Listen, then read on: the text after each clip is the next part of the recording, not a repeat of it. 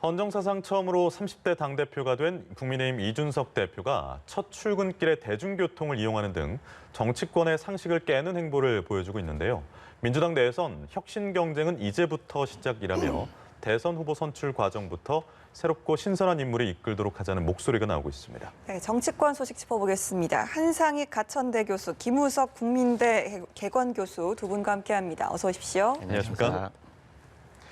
이준석 신임 대표 오늘 아침에 따릉이 자전거 타고 출근하는 모습 보셨나요? 앞머리 이렇게 휘날리면서 자전거를 타고 출근하는 모습이 새롭기도 하고 신선하기도 하고 앞으로 야권의 정치 지형에 많은 변화가 있을 것을 상징하는 그런 사진 같은데 새로운 리더십이 어떻게 될 거라고 좀 보십니까?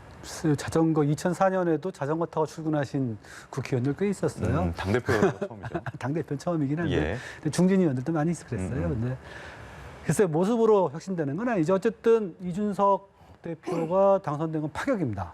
그건 파격이 되게 신선한 일이긴 하죠. 근데 저는 그 뒤를 읽어내는 것이 그 투표하신 분들을 여론조사를 보면 사실은 중진 정치에 대한 철저한 불신임이에요.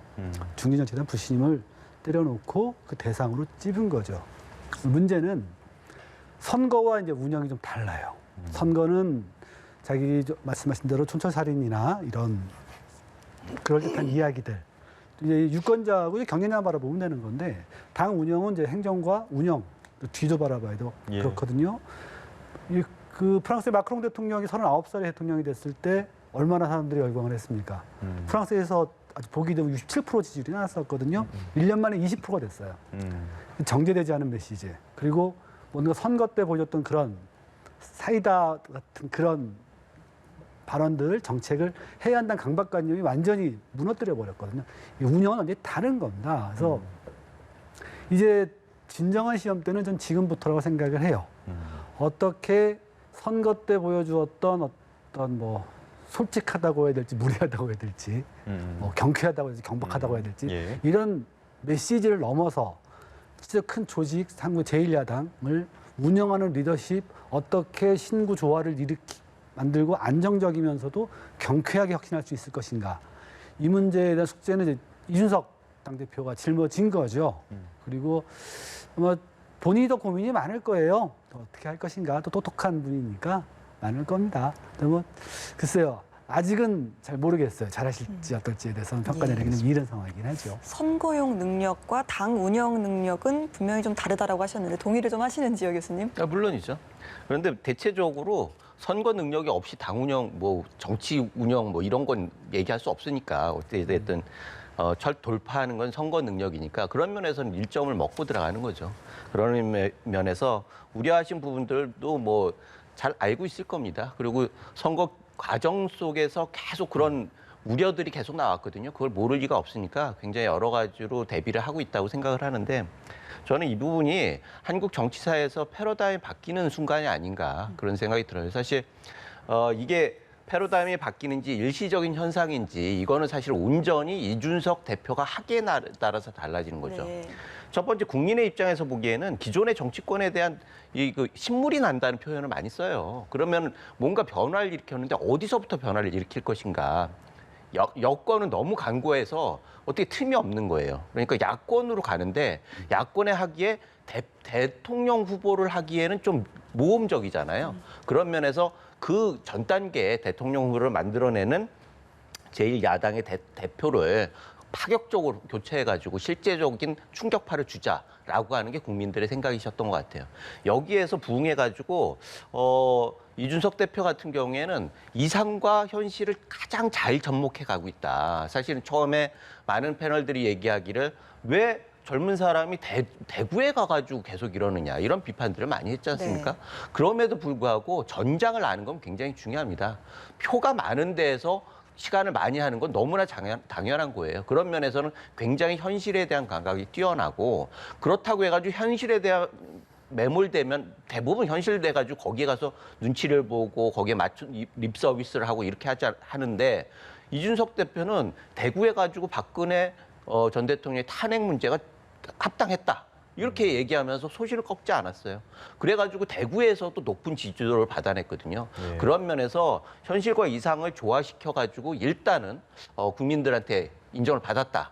그래가지고 스테이션을 올랐는데 이제부터는 말씀하신 대로 운영을 어떻게 하느냐의 문제죠. 그래서 앞으로는 수많은 도전들이 있을 텐데 지금 봐가지고는 한 10년의 그 정치 경험들이 굉장히 잘 반영이 될 것 같고 또 이후에 인선에 있어서도 신구 조화를 잘 하면서 상당 부분 변화를 일으키고 안정적으로 운영하지 않을까라는 기대에 섞인 전망을 해봅니다.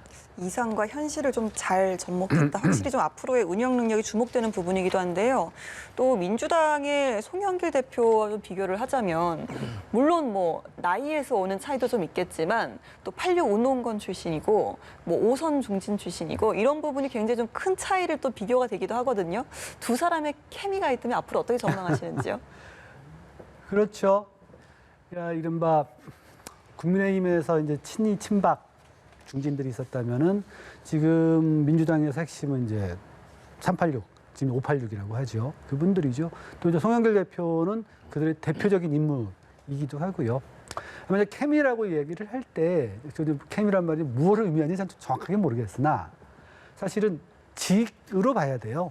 그러니까 이미 36세 이준석, 뭐 50세 송영길 이런 문제가 아니라 더불어민주당 대표, 국민의힘 대표거든요. 이 직입니다. 예. 그 직끼리 만났을 때는 서로에 대한 직에 대한 존중, 뭐 개인이 어떤 사람이건 그건 중요하진 않아요. 직에 대한 존중이 있어야 되고 이 여야 당 대표라는 직 간의 케미가 좀 있어야 됩니다. 케미라는 표현이 좀 그렇긴 한데 이전에 2012년 뭐 이럴 때 보면은요 당 대표들 간에 서로 친하니까 아주 곤란한 상황에서 서로 전화를 해서 문제를 돌파하는 경우도 왕왕 있었어요.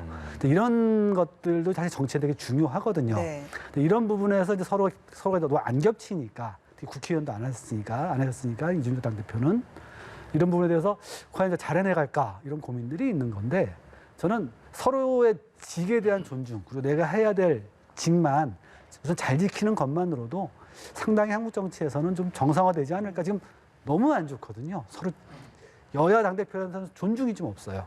이 부분을 좀 지켜주시면 잘 될 거라고 봅니다. 나이 차는 큰 문제가 아닐 거예요. 알겠습니다. 앞서 교수님께서 당직 인선 얘기를 잠깐 해주셨는데 이준석 대표가 김기현 원내대표를 만나서 주요 당직자 인선 논의를 하고 있는데 앞서서 22살이 많은 초선의 비서실장 그리고 신예인 황보승희 수석 대변인을 내정했고 주요 당직자는 중진급으로 검토를 하고 있다라는 이야기가 들려오는데 취임 일성에서 샐러드볼, 뭐 비빔밥 이야기를 하지 않았습니까? 인선에서 그런 좀 뭐랄까요? 기조가 좀 반영이 된다고 보십니까? 반영이 되죠. 어떻게? 사실 지금 굉장히 영리한 거죠. 사실 초선 비서실장이라고 하지만 서범수 의원 형은 서병수 의원 아니겠습니까? 예. 굉장히 중진이고 당내 기반이 확고한 그런 분이기 때문에 그런 것들을 고려했을 거라고 보여집니다. 그런 면에서 당의 안정감 그리고 당내 소통이라고 하는 부분들에 대해서 굉장히 여러 가지 고민을 한 것 같고요. 게다가 초선 그룹들이 굉장히 활발하기 때문에 그 에너지를 같이 가기 위해서 수석 대변인은 황보 초선 의원으로 했고요. 그러면서 역시 선거를 치르려고 하면 사무총장 정책위의장 같은 경우에는 선거를 진짜 실무적으로 치러내야 할 사람들이에요. 그런 건 경험이 필요하거든요. 그래서 기존에 있는 경험들을 잘 활용하고 그다음에 당내 소통을 잘 하고 그리고 초선에 톡톡 튀는 것들을 수용해서 그것이야말로 진짜 제대로 된 비빔밥 정치인 거죠. 그래서 처음에 이런 인선 구조를 봐서는 처음에는 당선되자마자는 많이 우려도 했는데 이런 식으로 계속 가면은 나름대로 당내 문제는 잘 해결될 것 같다. 문제는 그 다음에 대선 후보들과 어떻게 할 거냐 이런 부분들이 남는데 그런 부분들에 대해서도 이런 구조로 가져간다라고 하면 확장해 가면은 충분히 그런 역할을 할 수 있을 것 같고 또 하나는 역시 지금 말씀하셨듯이 제1야당의 대표는 직으로 보면 여당 대표지만 카운터파트는 대통령입니다. 그래서 영수회담도 하고 뭐 여러 가지를 하지 않습니까? 그런 면에서는 확실히 야권의 대표이기 때문에 전체적으로 아울러서 가야 하는 거고 그리고 현직 대통령도 다음 정권을 재창출해야지 성공한 대통령이 되듯이 야당 대표는 대권을 놓치면은 가능성이 거의 아무리 잘해도 성공 가능성이 그렇게 평가받을 수 없거든요. 그런 면에서 역시 내부를 이렇게 추스리는 건 대선 승리를 위한 굉장히 초석이기 때문에 그 부분에 있어서는 일단 인정할 수 있다 이렇게 보여집니다. 지도부 인선은 영리했다. 하지만 대권으로 가는 경선은 좀 어떻게 운영을 할 것인가 이 부분 좀 지켜봐야 될 것 같습니다. 자, 민주당에서는 확실히 좀 혁신 관련해서 좀 부담을 느끼는 것 같습니다. 대선 기획단을 출범한다고 하는데 좀 젊은 세대 좀 톡톡 튀는 사람으로 단장을 좀 준비할 것 같다라는 카더라가 나오고 있거든요. 어떻게 예상하시나요? 정치죠. 정치는 상대가 있는 게임이기 때문에 상대방에서 이제 나오면 거기에 대한 대응을 해야 돼요. 대응을 해야 되고 대응을 제대로 못하거나 헛발질을 하면 지는 거 아니겠어요? 그래서 당연히 이제 민주당에서도 그 이준석 당대표라는 어떤 파격, 그 파격에 대응하는 여당만의 파격 뭐 이런 생각을 예. 할 수 있을 겁니다. 저는 아마 여기서 한 가지 고민을 더 있는데 예. 그러니까 혁신을 하는 것은 좋아요. 근데 과연 그것이 파격만이 혁신의 문제인가? 그러니까 혁신을 위한 혁신이냐. 그렇죠. 왜냐하면 지금까지 기억나지 않으십니까? 2000년 이후에 혁신이 한 번도 정치권의 화두가 되지 않았던 적이 없어요. 그렇죠. 예. 그런데 혁신이 안 되고 있는 거거든요. 또 안 되고 있는 건지 또는 여전히 사람들이 기존 정치에 대한 불신을 갖고 있는 거거든요. 그러면 그또 혁신을 외쳤는데 혁신 방법이 잘못된 거냐, 주체가 잘못된 거냐 이런 여러 가지 고민들을 해봐야 돼요. 저는 이렇게 생각을 합니다. 지금 직자적으로 민주당에서 당 혁신을 위해서 또 대선 흥행, 혁신, 경선 대선 기획단을 뭐 젊게 꾸리자 이건 되게 좋아요. 새로운 아이디어도 나오고 기존에 그런데 그것이 과연 경쟁용으로만 쓸 거냐? 그러면 의미가 없습니다. 그러면은 제가 보기엔 36살 당대표라는 혁신 아이콘을 무슨 수로 이길 거예요? 혁신 경쟁은 아니라고 보고요. 오히려 여당답게 안정 속에서 새로운 걸 찾아가는 모습을 보여야 될 겁니다. 저는 그런 대선 기획단이 좀 중요하고 여당의 여러 가지 대선 관리를 위한 사안들이 좀 많거든요. 작년부터. 그래서 그렇게 쉽게 우선 그런 사람 찾기도 힘들거니와 그렇게 쉽게 뭐 이벤트성으로 젊은 사람을 안 친다? 그냥 이벤트에 그칠 뿐이에요. 오히려 이후 대선 기획에서 잡음이 생길 가능성도 있습니다. 그런 부분도 충분히 고려해서 송영길 대표가 진행하지 않을까 이런 생각을 하고 있습니다. 알겠습니다. 민주당의 대권 주자 가운데서 유일하게 90년대 학번이고 70년대생인 박용진 의원이 이재명 경기지사의 대표적인 부동산 정책이죠. 기본주택 공약을 비판했어요. 최근에 일부 여론조사에서 여권 잠룡 3위에 오르기로 했었는데 정치적인 좀 중량감을 키우려는 그런 의도라고 봐야 될까요? 어떻습니까? 그렇죠. 사실은 기본소득이 가지고 있는 무게가 있어요. 여권 내에서. 여권 주자들이 다 공격을 하잖아요. 다른 주자들. 이재명 지사 빼놓고 기본소득, 뭐 또 기본주택, 기본 시리즈로 계속 하는데 예. 이게 성공적이니까 계속 기본 시리즈가 나오는 거잖아요. 그러니까 모든 사람들이 왜 이렇게 키워줌에도 불구하고 그 얘기를 할 수밖에 없느냐 하면 거론이 돼야 하기 때문에 그러는 거죠. 그러니까 지금 박용진 의원 같은 경우에도 그 이재명의 맞수는 나밖에 없다라고 하는 걸 하기 위해서 계속 이렇게 얘기를 하는 거라고 저는 생각이 되는데 어찌됐든 저는 박용진 의원 같은 분이 유력한 후보가 됐으면 좋겠습니다. 그래서 진정으로 여야가 혁신을 경쟁을 해서 이번에는 좀 정치 패러다임 바뀌고 정치 패러다임이 바뀌는 게 아젠다로 바뀌는 게 아니에요. 인물로 바뀌는 거죠. 아까 말씀하셨듯이 혁신이라고 하는 것들은 수십 년간 말로는 했어요. 그러나 결정권자들이 혁신을 안 하기 때문에 안 된 거거든요. 그래서 지금 아까도 뭐 대선기획단 얘기했는데 그게 의미가 없는 게 결국은 결정할 주체가 바뀌느냐 안 하느냐가 중요한 거지 아젠다가 중요하지 않다라는 거예요. 그래서 대통령이 그렇게 중요한 거 아니겠습니까? 그래서 대통령 후보를 새로운 사람을 해야 한다 이런 게 계속 나오는 게 결국 기존에 있는 틀에서 뭔가 바뀌기 위해서는 사람이 바뀌어야 하니까 그런 부분들에 대해서 얘기를 하는 것 같고 그런 면에서는 저는 여권에서 박용진 후보가 계속 활동을 하고 활발히 하는 거 당락에 상관없이 여권 내에 굉장히 큰 자산이 되고 있다 이렇게 보여집니다. 자, 이준석 대표 같은 경우는 이제 8월 정시 출발을 계속 강조를 했던 인물이기 때문에 야권의 잠룡들이 좀 어느 정도 발걸음을 빨리 하는 것 같습니다. 8월 말에 당내 경선을 시작한다는 계획이다 보니까 뭐 윤석열 전 검찰총장은 뭐 언론인 출신으로 공보 라인을 꾸리기도 했습니다. 확실히 좀 속도를 이제 본격적으로 내지 않을까 이런 전망이 나오더라고요. 윤 전 총장 고민이 많을 거예요. 왜냐하면 제3지대에 있는 후보의 한계가 있거든요. 뭔가를 적극적으로 하기도 뭐하고 예. 그만 자원을 조달하기도 되게 힘들고. 근데 그러다 보니까 이게 잘못하면은 옛날에 안철수 대표가 얻었던 불명예스러운 별명이 있어요. 간철수. 잠깐 간성렬이 될 수 있는 그런 고민들이 있을 거예요. 그리고 또 하나 이제 요새 그 전원 정치를 계속했잖아요. 누굴 만나서 전원하는. 예. 또 그 본인의 뜻과는 상관없는 얘기들이 또 튀어나오곤 했어요. 이런 고민들이 참 많기 때문에 저는 공보 라인부터 한번 한 거라고 생각을 해요. 이 전원 정치 한계죠. 그래서 자기의 이야기를 명확하게 얘기할 수 있는 분을 갖다가 공보를 쓴 거죠. 보수 언론 출신에 쓰신 거죠. 다만 이것이 어떤 본격적인 움직임의 신호탄이다 이렇게 보는 건 좀 과하다고 봐요. 왜냐하면 그러니까 대선 주자를 본격적으로 움직이려면 그만큼 뒷받침되는 자원들이 있어야 돼요. 근데 그만 자원을 모았다라는 증거가 아직 없거든요. 그래서 저는 우선 공보 라인을 정도는 한 거지 이것을 지금 본격적으로 대권 행보를 하고 있다? 네. 이런 신호탄이다. 이렇게까지 보는 건 좀 과하다고 보고 조금 더 시간이 있어야 되지 않는가. 어느 정도 이렇게 시간이 생각을 좀 합니다. 필요할 것이다라고 하셨는데 글쎄요. 윤석열 전 총장 과연 좀 입당도 이제 서두르지 않을까라는 생각이 드는데 어떻게 전망을 하시나요?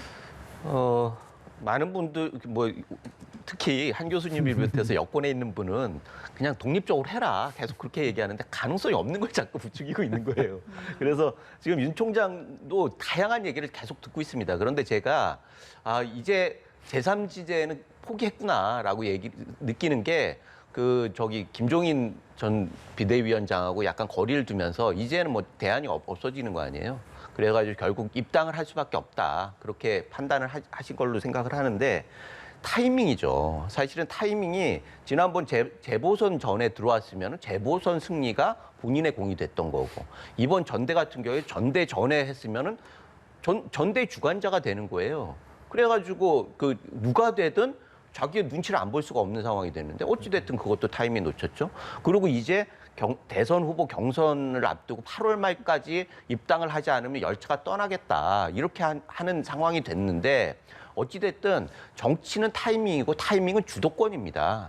지금 제가 그냥 정말 충심으로 말씀드리는데 예. 주도권을 놓치면은 외부에서 아무리 띄워줘도 소용이 없어요. 한 2번을 놓쳐도 3번째 놓치지 않길 바라고 지금 같은 경우에도 공보 라인 뭐 이렇게 하는 거 굉장히 중요하죠. 그거는 다양한 이야기들이 검증되지 않는 다양한 메시지들이 막 튀어나오기 때문에 한 번은 해야 할 건데 지금 상황에서 이게 우선순위냐 아니라는 거죠. 본인이 어떻게 빚을 낼 것이냐를 생각해야지 빚을 반사할 매체들을 어떻게 할 거냐 이런 것들을 자꾸 고민하게 하면은 결국은 굉장히 끌려가는 상황이 되기 때문에 그렇게 하면 나라를 구하기가 굉장히 힘들어지는 거죠.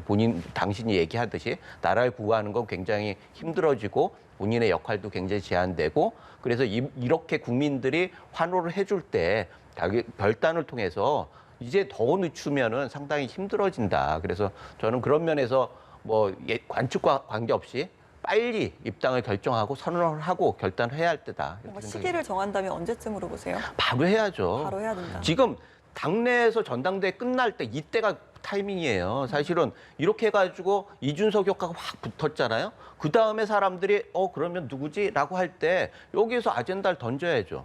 지금 윤석열 총장이 당에 들어오겠다라고 하면은 대선 불이 확 붙어버려요. 그럼 당내외에 있는 모든 후보들이 움직이게 돼 있어요. 그런 면에서 어떻게 이준석 효과를 대선까지 끌고 나가느냐. 이것은 오로지 윤석열 어깨에 달려있다 이렇게 생각이 됩니다.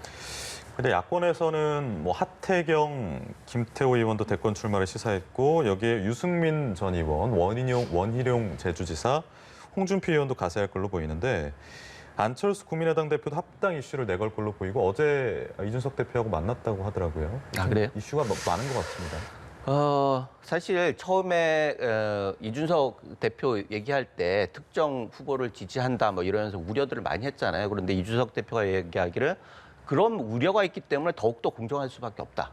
라고 해가지고 뭐 안철수 대표가 최대의 수혜자일 수도 있다 뭐 이런 식으로 얘기를 많이 하는데 사실은 지금 대표 입장에서 가장 중요한 거는 아까도 말씀드렸듯이 대선 후보를 어떻게 만드느냐 그리고 대선 후보를 결정하는 과정에서 국민들이나 당원들의 염원을 어떻게 굴절됨 없이 반영하느냐 여기에 문제가 있는 거고 이거는 이런 상황에서 사람은 이렇게 보장이 되면은 후보들은 많으면 많을수록 좋습니다. 그래가지고 지금 구룡 얘기를 하는데 이런 분들이 뭐 이준석 대표가 얘기하자면 2대2로 해가지고 어떤 아젠다 해가지고 그 토론 배틀을 해가지고 국민들한테 설득을 하고 이런 과정을 대선 때까지 끌고 나갈 수만 있다면 그리고 그것이 아주 극적인 결론을 낼 수 있고 그것이 국민들한테 흡족했다라고 하면은 이준석 대표뿐만 아니라 이 모든 사람들이 윈윈이 되는 거예요. 그래서 한 그룹이 뭐 소녀시대가 뭐가 됐던 한 사람이 딱 뜨면은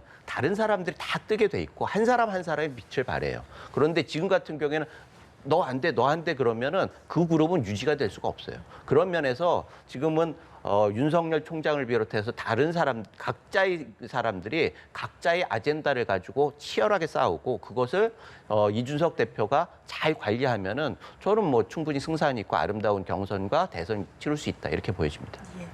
이런 가운데 추미애 전 법무부 장관이 윤 전 총장을 바람든 풍선과 같다. 조국 전 장관의 10분의 1만 검증해도 터져버릴 것이다. 이렇게 평가를 했습니다. 또 윤 전 총장의 이 대권 직행 자체가 반헌법적이다라고 평가를 했거든요. 어떻게 들으셨어요? 저는 뭐 앞에 풍선 이야기나 뭐 검증 이야기는 그건 뭐 정치적인 이야기라고 생각을 해요. 물론 이제 윤석열 총장 같은 경우에는 7월달 당장 그 장모 재판 문제 그리고 이제 공수처가 입건을 했다는 것은 뭔가 기존에 이제 검찰이 불기소를 했던 것과는 뭔가 다른 느낌을 받았다는 거거든요. 이것도 좀 넘어서야 되는 여러 가지가 있어요. 근데 하지만 공격하고 하는 건 정치적인 문제고 다만 반헌법적이라는 문제는 전적으로 동의를 하거든요. 왜냐하면 우리 헌법은 아주 독립성을 강조하는 기관들을 몇 개 두고 있습니다. 선관위, 감사원, 검찰, 법원. 실제로 민주주의 국가에서 법원, 감찰 이쪽을 하는 사람, 기자도 그래요. 이런 사람들이 정치에 출마하는 경우는 거의 없어요. 왜냐하면 그 사람이 출마를 하는 순간 그 사람이 했던 활동들이 모두 정치적인 게 되거든요. 기자는 이쪽 당을 지지하기 때문에 계속 가짜뉴스를 썼던 것이 되고 감사원이나 검찰은 자기의 수사나 감찰이 그렇게 비치게 된다. 그래서 여러분들도 보시지만 미국은 이제 검찰은 좀 달라요. 검사는 네. 원래 선출직이니까. 미국, 영국, 프랑스, 일본 어디를 봐도 기자 출신, 검사 출신, 판사 출신, 정치인 보신 적 있으신가? 없어요. 그런데 헌법이 가지고 있는 기본적인 정신이거든요. 그런데 그렇기 때문에 저는 검찰 내부에서도 상당히 여기에 대한 고민이 있는 걸로 알고 있습니다. 그러니까 평범한 검사들 중에서는요. 저는 자꾸 이렇게 아주 고도의 중립성이 필요하고 중립성과 전문성이 필요한 사람들을 자꾸 이렇게 정치로 불러들이는 한국 정치 이 자체가 저는 문제가 있다고 생각을 해요. 그런 면에서 저는 추미애 장관이 반헌법적이라고 얘기했던 것에는 거의 전적으로 동의를 합니다.